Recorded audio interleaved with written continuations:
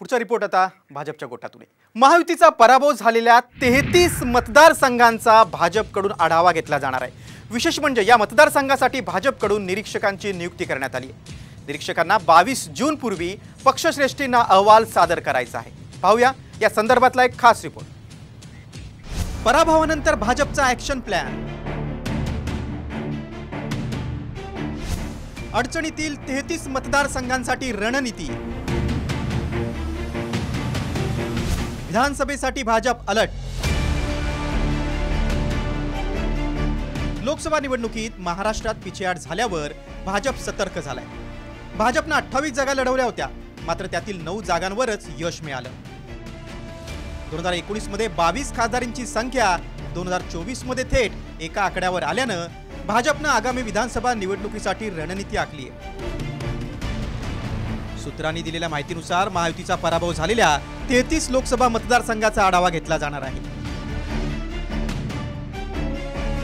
विशेष म्हणजे या 33 मतदारसंघांसाठी भाजपकडून निरीक्षकांची नियुक्ती करण्यात आली आहे।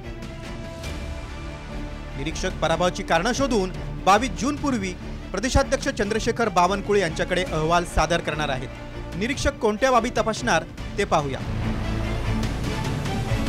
महायुतीमध्ये समन्वय होता की नाही, भाजपच्या अंतर्गत गडबाजीचा कुठे कुठे फटका बसला।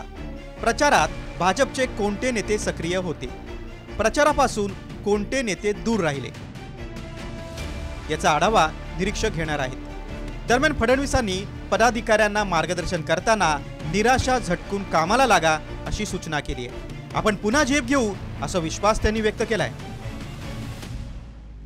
काही लोक छात्या बडवतात आनंदाने, त्या सगळ्यांना मी एक सांगून देऊ इच्छितो की फेक नरेटिव्ह एकदा चालतो तो काही वारंवार चालत नाही। We will bounce back. महाराष्ट्रामध्ये yes we are down but we are not out.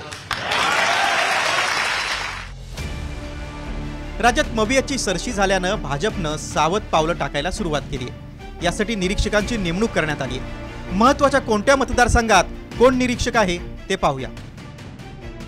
उत्तर मध्य मुंबई हर्षवर्धन पाटील। बारामती महिला बाल कल्याण मंत्री मंगल प्रभात लोढा।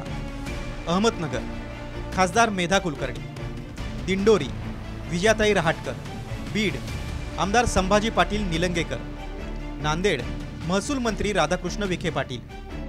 जालना उच्च व तंत्र शिक्षण मंत्री चंद्रकांत पाटील। अमरावती माजी आमदार आशिष देशमुख। चंद्रपूर आमदार श्रीकांत भारतीय। माढा आमदार अमित साटम।